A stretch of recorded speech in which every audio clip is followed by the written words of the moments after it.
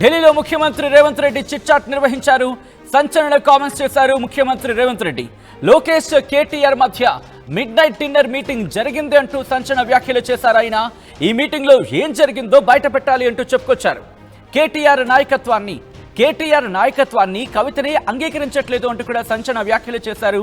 కవితకు సొంత ఇంట్లోనే ప్రాధాన్యత లేదు అంటూ కూడా కామెంట్స్ చేశారు ఆయన.